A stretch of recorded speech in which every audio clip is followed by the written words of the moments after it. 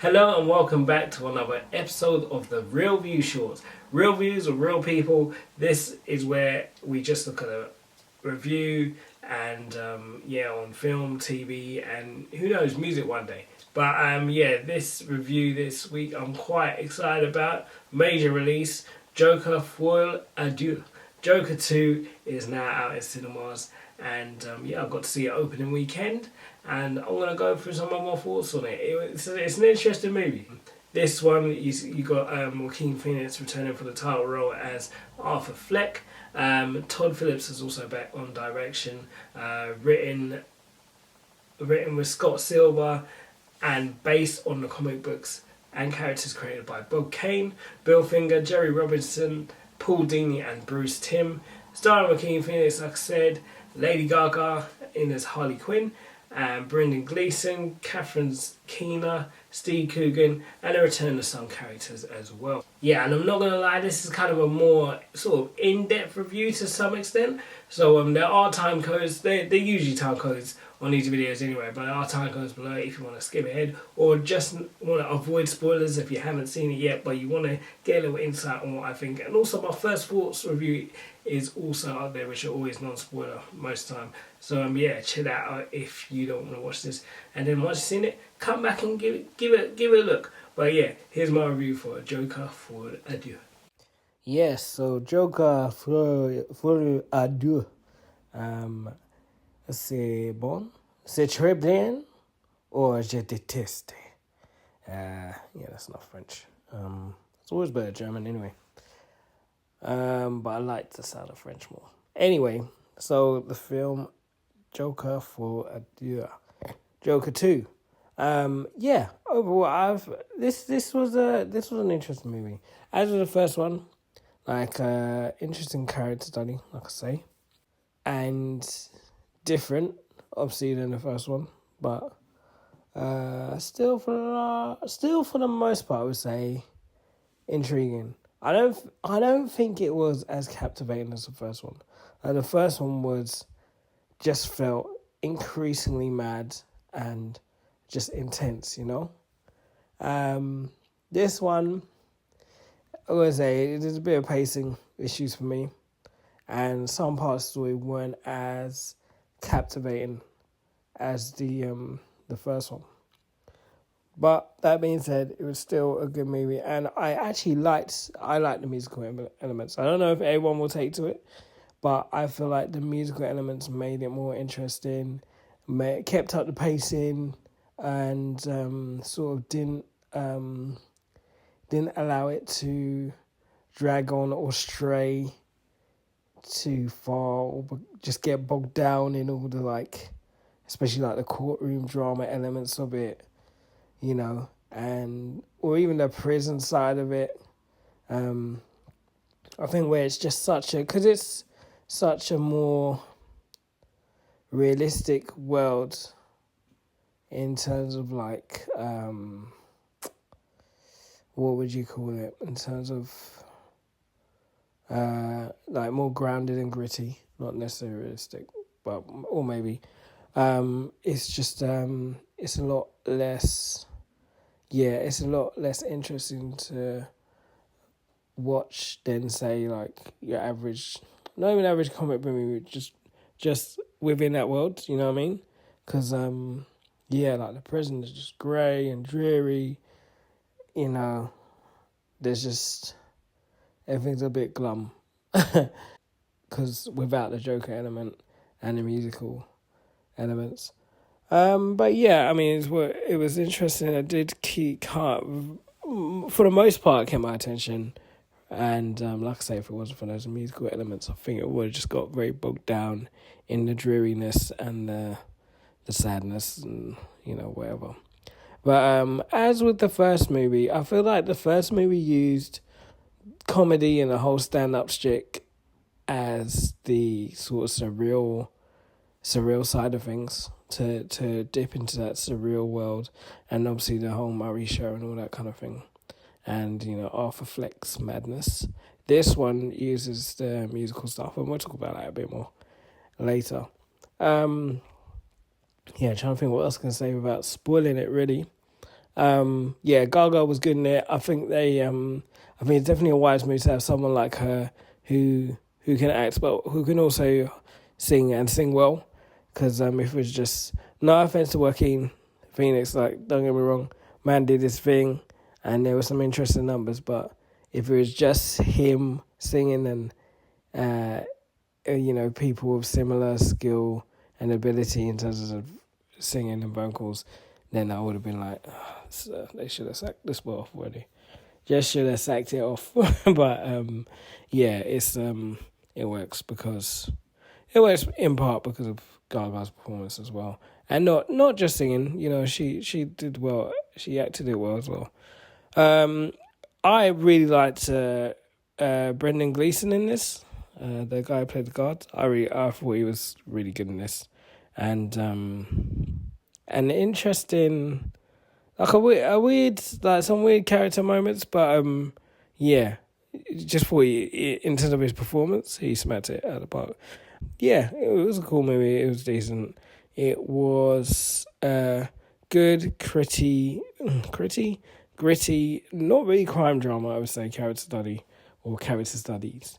So for me, overall, tap it straight to my veins. Not it different to the first one. I haven't seen the first one in a while, but I would say I'll probably like it as much as the first one. Definitely not more. Time will tell on a rewatch, you know what I mean? But yeah, tap it straight to my veins, I guess. Okay, now we're getting into spoilers. And the thing about this movie, right? So the opening is like animated and sort of recaps what happened and presents the idea of the split personality, which is basically what Arthur Fleck's lawyer, who's played by a famous actress. She was in Get Out. She played the mum. She did loads of stuff, but she's great as well. Can't remember. I'll look her up, but I can't remember her name. But yeah, played by her, and basically, she plays a lawyer, and what they're trying to do in order to is as a defense in order to get him off the death penalty, as it were, is just try and convince the court that insanity, that he's got a split personality, and it wasn't necessarily Arthur doing it, but it was the Joker. And so that idea is presented right at the start, and they kind of run with it throughout. But then what Harley Quinn's character, what Lady Gaga's Harley Quinn's character comes and does is basically encourage Arthur to be the Joker. She's basically like, and I gotta just get this out of the way, right? This is a very different version of Harley Quinn than the one presented to us, I guess, in any other media, rather than apart from maybe Hate Crusader, but rather than be like an abused, a psychotic but also abused girlfriend of the Joker, she's purely like a fanatic who very sort of manipulates and encourages Arthur to be more Joker than Arthur, you know what I mean? And is very clearly in love with the Joker and the idea of the Joker, but probably doesn't care too much for Arthur Fleck. Which is evident in a way, especially when you look back at some of their interactions. And yeah, I thought she sucked. like as a character, it was interesting to watch, but also if she was like as a person, if I'm talking about as a person here, Harley Quinn sucks. She was just like, she didn't, you know what I mean? She just didn't care for Arthur. She was just all about Joker this, Joker that, and just like wanting the lifestyle but not living it really. You know what I mean? Like she's from she struck. What she reminded me of, is those privileged white girls, that want to go for the roadman black guys, but don't really want to live their life, just kind of, you know, that movie Gassed Up. If you've seen that movie Gassed Up, the lead character in that, like he's obviously stealing and stuff and whatever, and this girl like kind of takes a liking to him, played by Mae Muller, but yeah. In the end of it, she's not really about it, you know what I mean? She's not really about that life. She just likes to dip in when she can. And that's what I feel like, to some extent, Harley Quinn was like, but she's obviously willing to go there, but she wasn't really about Arthur's life, she's just all about Joker. And for me, she just, like, she sucked, man. As soon as my man, like, fessed up and said, oh, there's no, like, split personality here, she was gone, she was dust, you know what I mean? But, yeah, like, and going back to like the musical elements, so this isn't like a total music. It's not like a full musical. Like you have your what do you call it?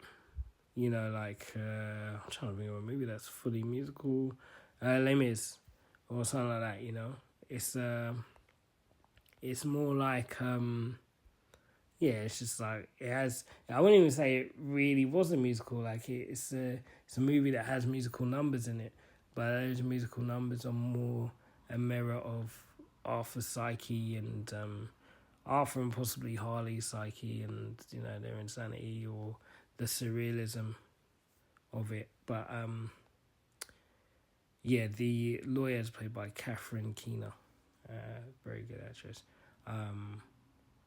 But yeah, it is a good movie, don't get me wrong, but I kind of wish the whole thing was a musical. I don't know how audiences really reacted to that, or that either the whole thing was musical or that there was more musical elements in it.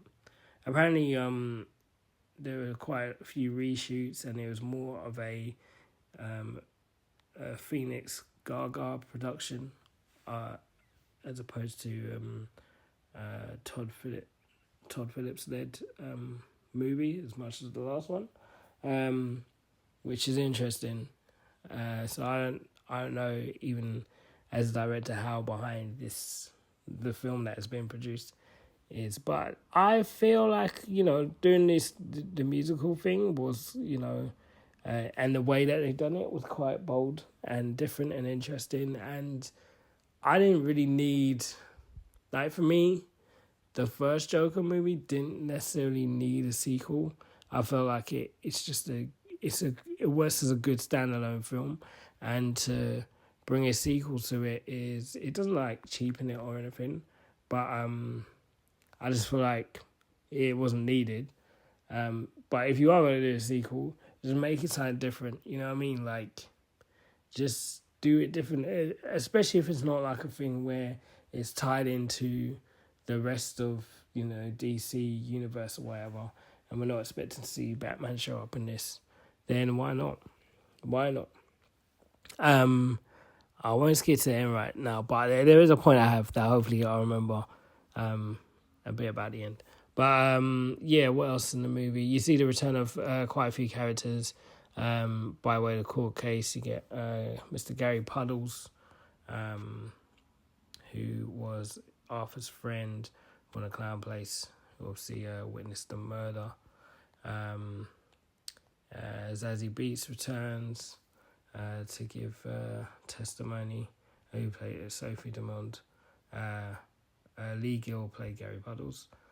And we see new character in Harvey Dent, played by Harry Lawtey. Steve Coogan plays Paddy Mears in just a brief, I wouldn't say a cameo, but it's just a brief role as a sort of news investigator, sort of journalist type guy who gets questioned Joker Arthur in his prison cell, and that was kind of an interesting scene that also spilled out into a musical number. I mean, don't get me wrong, I did enjoy the movie. I guess I've still got like some things to think on it.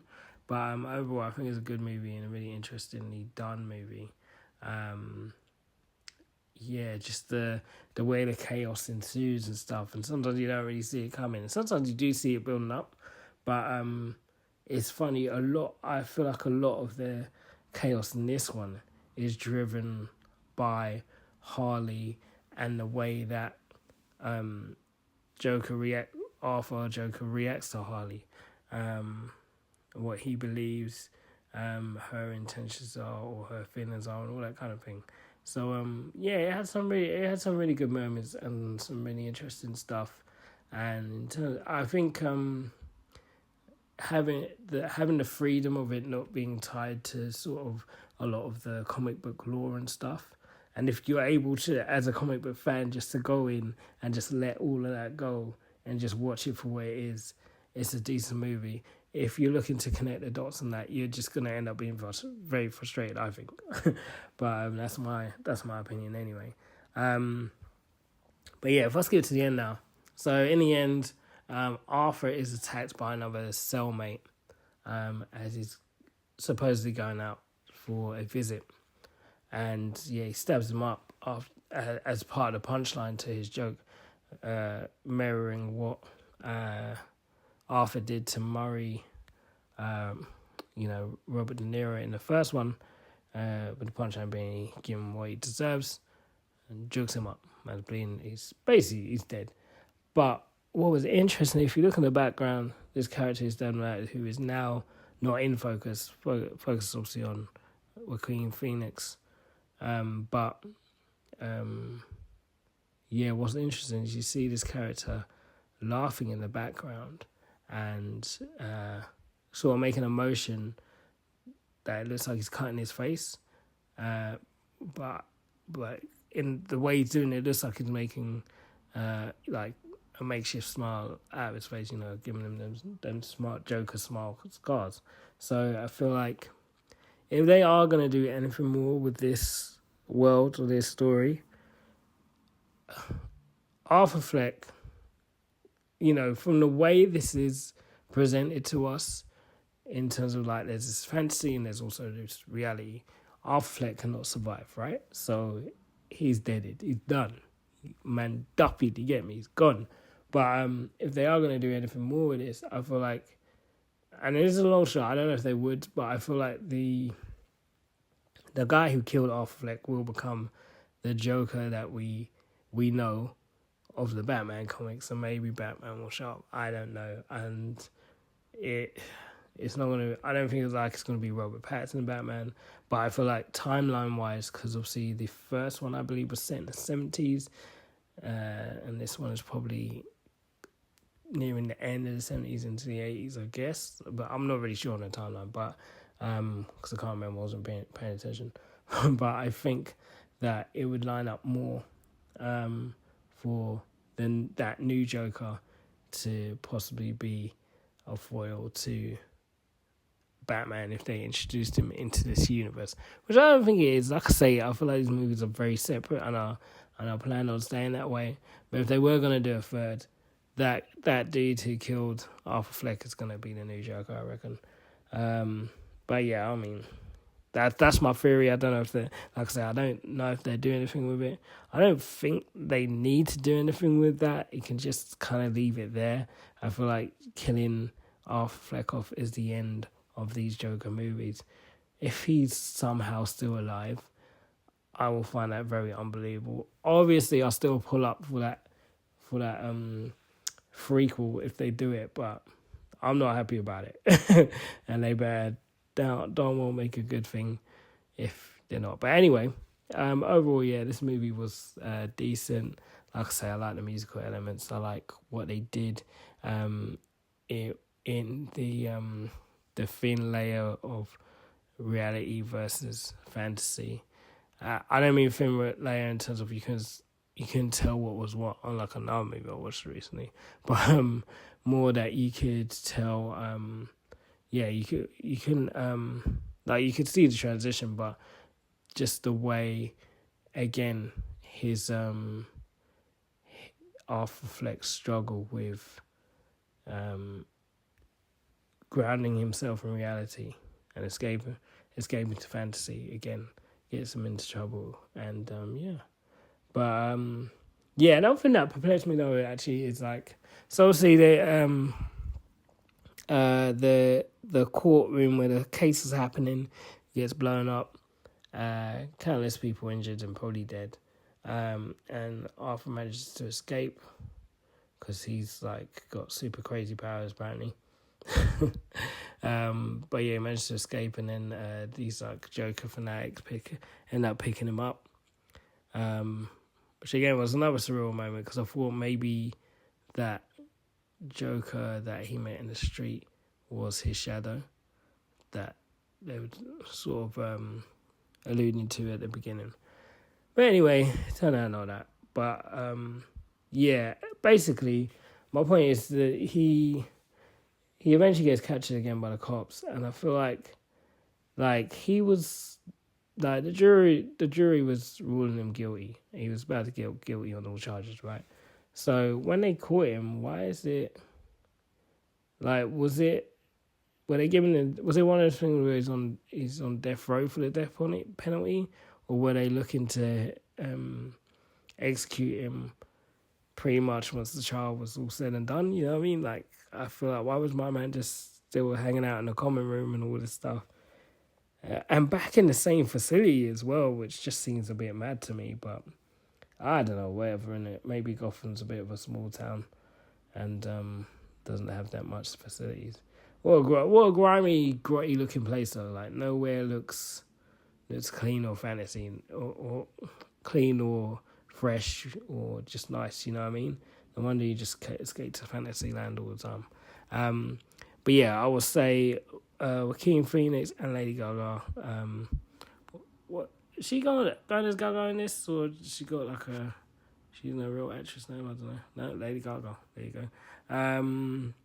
But yeah, they were great in this. They were just I found them really good in this, really strong, and yeah, it was just it is a very interesting film and very like sort of small scale in many ways. But yeah, I think it's a really good film, and I would see it again. It's not my favourite, and again, I don't know if I like it as much as the first Joker movie, but yeah, definitely, if you're going to do a sequel, I feel like this was the way to do it. But more musical numbers, you know? Just go all out. If you're going to go musical, don't dip your toe in. Just do it. Do it all in, man. Just do it. You know what I mean? They could have made it work like that, but maybe not. Who knows? Maybe I'm talking rubbish. But anyway, I was feeling it. Tap straight to my veins. And yeah, just hope they don't do another one. Doesn't need it, I don't think. But that's me. Okay, so those were my thoughts on Joker Foile Deux. Have you seen it? What are your thoughts? What did you think? Was it a good movie? Did you enjoy some of those musical elements? Did you not like seeing them? Like, what was the reason you didn't like it or did like it? Just let me know in the comments below. As always, follow, like, share and subscribe. And stay up to date with any videos I've got going on in this channel. Check out my first thoughts for any other quick thought reviews on anything else. And follow me on socials at Miles Reviews. I'm on Facebook, Instagram, TikTok, pretty much all of them. Twitter as well, although I'm not that active on there. But yeah, follow me, hit me up. And remember, follow, like, share and subscribe, like I say. And I will see you on the next one. God bless and all the rest.